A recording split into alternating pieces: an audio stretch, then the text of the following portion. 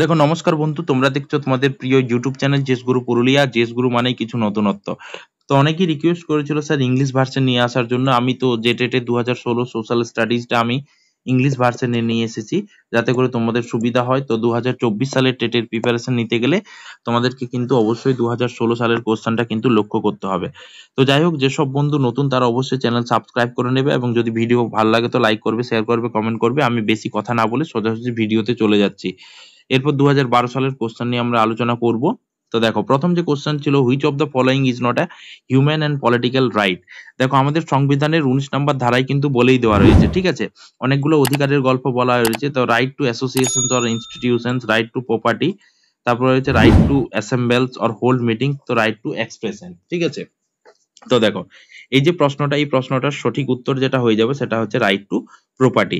Right to property আমাদের যে 1978 সালের যে সংবিধান সংশোধন, 44তম সংবিধান সংশোধন, সেই সংবিধান সংশোধন সংশোধিত হয়ে 300A তে চলে গেছে। মানে এটা আমাদের আর মৌলিক অধিকার নেই, মানে এটা কোনো আমাদের অধিকার নেই, ঠিক আছে।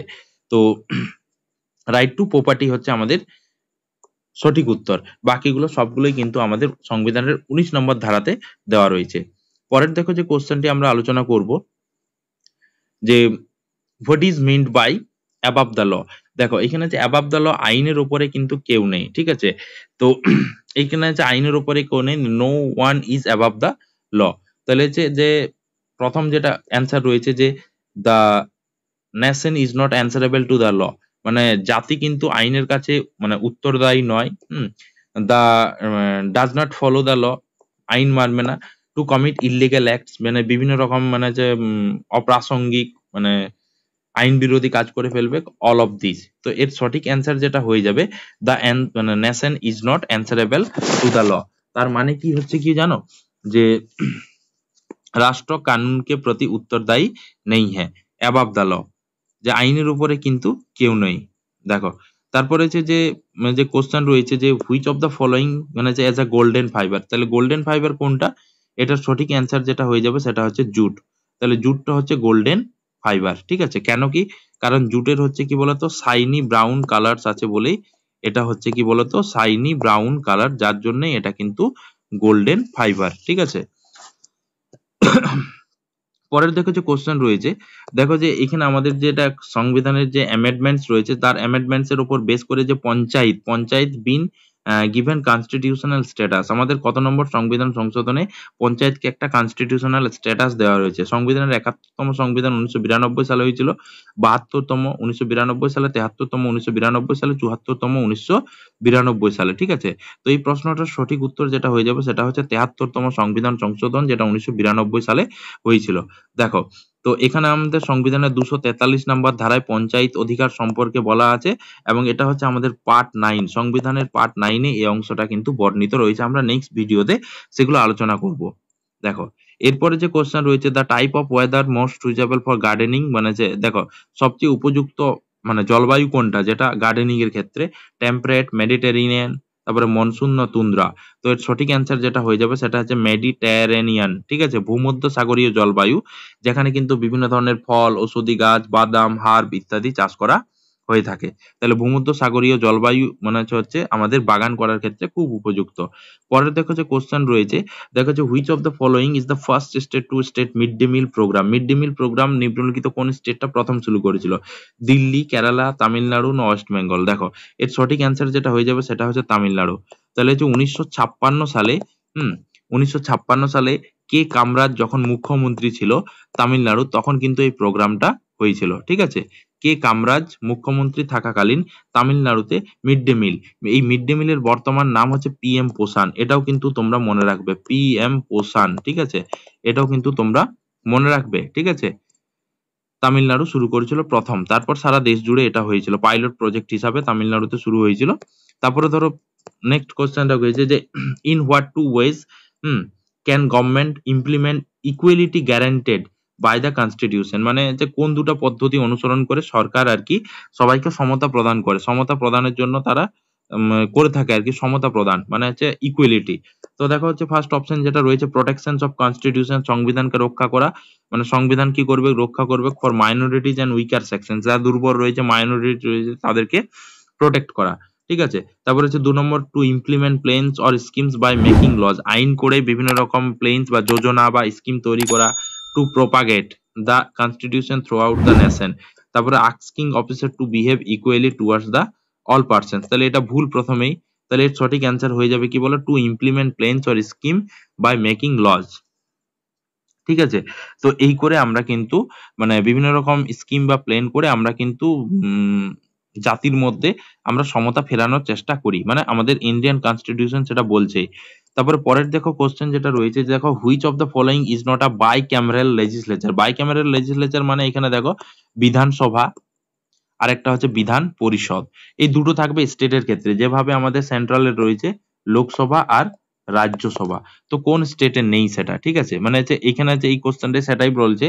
আমাদের বাকি 3টা স্টেটে, মানে আমাদের 7টা স্টেট ছিল, ঠিক আছে, তার মধ্যে জম্মু কাশ্মীর তো ভাগ হয়ে গেছে, তো অন্ধ্রপ্রদেশ, কর্ণাটক, রাজস্থান, মহারাষ্ট্র।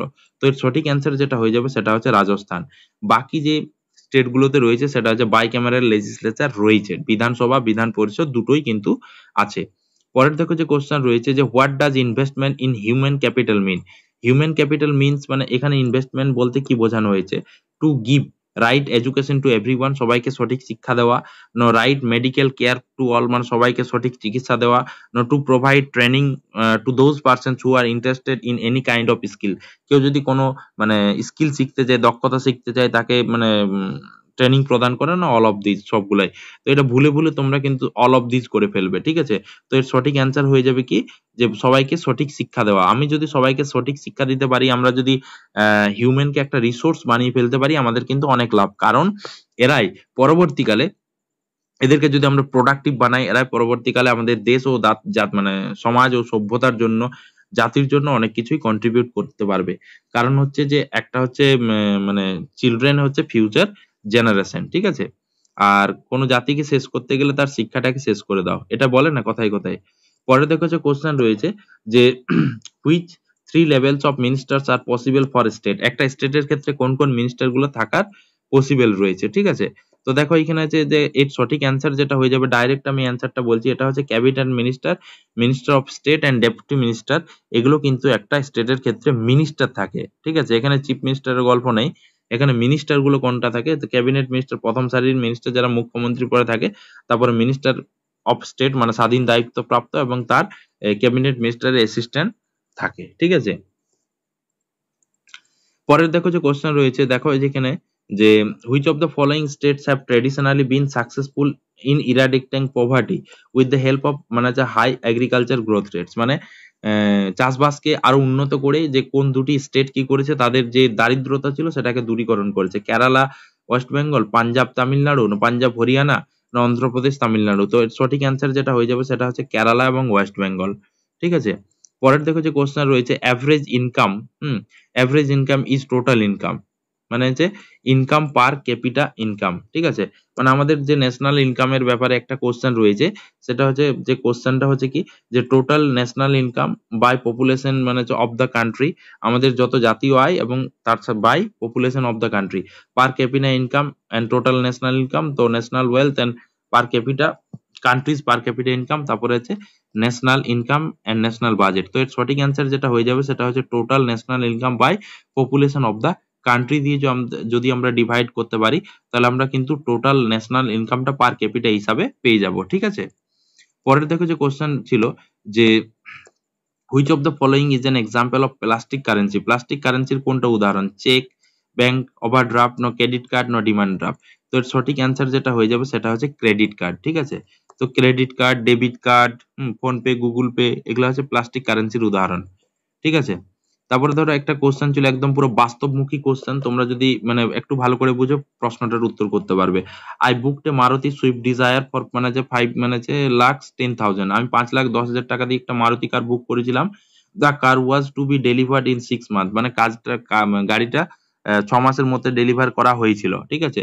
দেয়ার was a delay in the delivery of the car, তো কারটা ডেলিভার করতে দেরি হয়েছিল। The price of the car, যখন ডেলিভার করছিল তখন কারটার প্রাইস ছিল 5,25,000 টাকা। তাহলে একটা যে এক্সট্রা যে 15,000 টাকা বেড়ে গেল, এইটা কি হবে?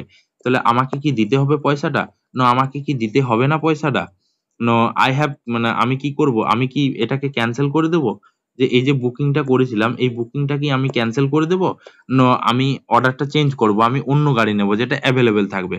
তো এর সঠিক অ্যান্সার হয়ে যাবে যে আমার কোনো দেওয়ার দরকার নেই। কারণ দেখো আমি যখন বুকিং করেছিলাম তখন 5,10,000 টাকা ছিল, এবার বেড়েছে না কমেছে সেটা তাদের ফল্ট। ঠিক আছে, ওকে। তো সুতরাং আমাকে সেই 5,00,000 মানে হচ্ছে যে 15,000 টাকা বাড়তি সেটা আমাকে কিন্তু না দিলেও চলবে। ঠিক আছে, পরের দেখো যে কোশ্চেন ছিল যে একদম খুব সহজ কোশ্চেন, যে how much land area of Jharkhand is suitable for agriculture, যে ঝাড়খণ্ডের কতটা এরিয়া কিন্তু এগ্রিকালচারের সাথে যুক্ত। তো এর সঠিক অ্যান্সার দেখো দেখো চারটা অপশন দেওয়া রয়েছে: 38 lakh hectare, 18 lakh hectare, 40 lakh hectare, none of this.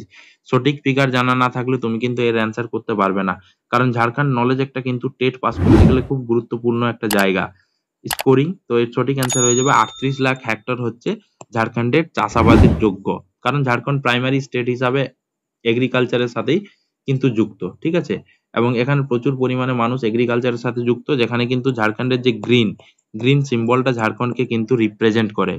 পরে কিন্তু Jharkhand mineral house of India রয়েছে। ঠিক আছে, এরপরে দেখো যে নেক্সট কোশ্চেন, যে আন্ডার এনসিএফ 2005 2005 সালের যে এনসিএফ হয়েছিল আরটিই অ্যাক্ট, এগুলো কিন্তু তোমাকে মনে রাখতে হবে। তো সোশ্যাল স্টাডিজ এর কারিকুলামটা কার উপর ফোকাস করে? On the children at school, ন অন দ্য প্রিন্সিপাল, ন অন দ্য টিচার। তো এর সঠিক অ্যান্সার হয়ে যাবে, যেহেতু এনসিএফ বাচ্চাদের জন্য, তো এটা হচ্ছে অন দ্য চাইল্ড, বাচ্চাদের উপরে। NCF national curriculum framework. ঠিক আছে, এটা কিন্তু তোমাদেরকে পড়তে হবে যে সোশ্যাল স্টাডিজ এর উপরে কি বলেছে, ল্যাঙ্গুয়েজের উপরে কি বলেছে, সায়েন্সের উপরে কি বলেছে। তো পরের যে কোশ্চেন রয়েছে একদম পুরো প্যাডাগজি বেস কোশ্চেন, যে under under which of the following condition, মানে কোন কন্ডিশনের উপর বেস করে লার্নিং অ্যাক্টিভিটিস, মানে শিখন যে অ্যাক্টিভিটিস গুলো রয়েছে outside the classroom be successful, ক্লাসের বাইরে সাকসেসফুল হবে। দেখো তাহলে হচ্ছে দেখো ফার্স্ট যেটা অপশন রয়েছে যে when they are an integral part of the কি আছে লং টার্ম কারিকুলাম প্ল্যান, কারণ মানে যে বাচ্চারা হচ্ছে শিক্ষার লং টার্ম প্ল্যানের ক্ষেত্রে একটা গুরুত্বপূর্ণ অঙ্গ, ইন্টারগাল পার্ট। তারপর হচ্ছে বি নম্বর অপশন রয়েছে when they are closely related to classroom activities, তারা কিন্তু ক্লাসরুম অ্যাক্টিভিটিস এর সাথে মানে ওতপ্রোতভাবে জড়িত। তারপরে হচ্ছে অ্যাভলিউশনস অফ অ্যাক্টিভিটিস, আমি যে অ্যাক্টিভিটিস গুলো নিলাম সেগুলোকে অ্যাভলিউট করলাম ফর দেয়ার এফেক্ট মানে যে অন ইমপ্রুভিং অ্যাচিভমেন্টস, মানে যাতে তারা সফলতা অর্জন করতে পারে, ইমপ্রুভ হয়, না অল অফ দিস। তো এর সঠিক অ্যান্সার যেটা হয়ে যাবে অল অফ দিস, সবগুলোই হচ্ছে এর সঠিক অ্যান্সার। কারণ মানে হচ্ছে আমি ক্লাসে কি শেখালাম সেটা যদি বাচ্চা বাইরে মানে প্রয়োগ করতে পারে তাহলে কিন্তু খুব ভালো হয়। 118 নম্বর কোশ্চেন যেটা ছিল, দেখো 118 নম্বর কোশ্চেন যেটা ছিল যে খুব সহজ কোশ্চেন, দেখো যে which of the following is an important মানে ফিচার্স, মানে নিম্নলিখিত কোন বৈশিষ্ট্য খুবই গুরুত্বপূর্ণ পার্সন স্টাডি মেথডের ক্ষেত্রে। পার্সন স্টাডি মিনস হচ্ছে ব্যক্তিগত অধ্যয়নের ক্ষেত্রে খুব ইম্পর্টেন্ট। দেখো এখানে হচ্ছে অপশন এ যেটা রয়েছে যে presenting a story without conclusions in class, মানে আমি একটা গল্প বললাম, আমি কনক্লুশনটা বললামই না গল্পে, আমি বাচ্চাদের কাছ থেকে এক্সপেক্ট করলাম সেই কনক্লুশনটা, ধরে নিতে পারো তুমি। ঠিক আছে, নেক্সট দেখো রয়েছে, দেখো student ask questions to each other মানে ইন স্মল গ্রুপস, মানে বাচ্চাদেরকে ছোট ছোট গ্রুপে ভাগ করে দিয়ে প্রশ্ন জিজ্ঞেস করা। তারপরে every student is given writing work, সমস্ত বাচ্চাদেরকে মানে হচ্ছে কাজ দিয়ে দেওয়া। তারপরে হচ্ছে আফটার রিচিং এ কনক্লুশনস মানে ইচ গ্রুপ কমিউনিকেটস, মানে একটা কনক্লুশনে পৌঁছে গিয়ে মানে সমস্ত গ্রুপের সাথে কথাবার্তা বলা। তো এর সঠিক অ্যান্সার যেটা হয়ে যাবে, আমি একটা মানে যে স্টোরি বলবো তার কনক্লুশন কিন্তু বলবো না, বাচ্চাদের কাছ থেকে সেই কনক্লুশনকে এক্সপেক্ট করব। পরে দেখো যে কোশ্চেন ছিল যে which of the following activities, মানে নিম্নলিখিত কোন মানে যে কাজটি মানে অ্যাক্টিভিটিস রয়েছে উইল নট বি আন্ডারটেকেন, মানে যেটা গ্রহণ করা হয় না by the students by adopting inquiry learning approach of teaching. ঠিক আছে, লার্নিং টু টিচিং মানে ইনকোয়ারি লার্নিং এর ক্ষেত্রে কোন অ্যাপ্রোচটা গ্রহণ করা হয় না।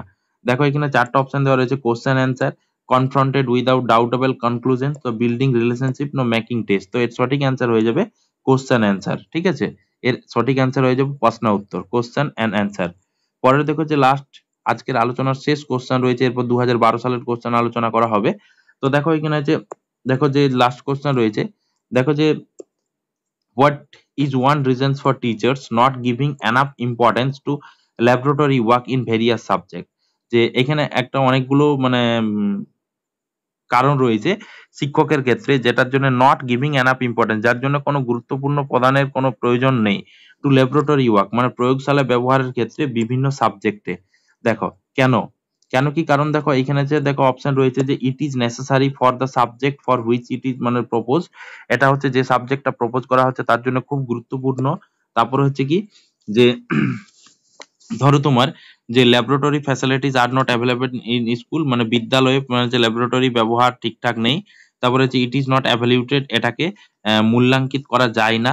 Teachers do not have any practical experience, মানে শিক্ষকের ক্ষেত্রে কোনো প্র্যাকটিক্যাল নলেজ নেই। তো এর ক্ষেত্রে সঠিক অ্যান্সার হয়ে যাবে ইট ইজ নট অ্যাভ্যালুয়েটেড, এটাকে অ্যাভ্যালুয়েট করা যায় না। মানে বিভিন্ন বিষय में शिक्षक द्वारा प्रयोगशाला कार्यों के पर्याप्त महत्व ना মানে হচ্ছে দিয়ে जाने का एक कारण है। কারণ এই মানে যে প্র্যাকটিক্যাল ব্যাপারটা মানে প্রয়োগশালা ব্যবহারটাকে অ্যাভলিউট করা যায় না, যার জন্য এটাকে কিন্তু ততটা ইম্পর্টেন্স দেওয়া হয় না। ঠিক আছে, তো যাই হোক, এই হচ্ছে তোমার কি মানে 2016 যে কোশ্চেন গুলো রয়েছে সেগুলো আমি আলোচনা করলাম তিনটে ভিডিওর মাধ্যমে, পার্ট 1, পার্ট 2, পার্ট 3। ঠিক আছে, তিনটে পার্টে আলোচনা করেছি। P3 এবং P1। ঠিক আছে, তো যারা দেখোনি অবশ্যই কিন্তু দেখে নেবে, কারণ 2024 এর টেটে তোমার কিন্তু একটা প্রশ্ন সম্পর্কে অবশ্যই ধারণা তৈরি হবে। আর এতক্ষণ দেখলে যখন তখন একটা অবশ্যই লাইক করে দিও। ঠিক আছে, নেক্সট পার্ট অর্থাৎ নেক্সট ভিডিও আছে 2012 কে কেন্দ্র করে, তো অবশ্যই সঙ্গে থাকো।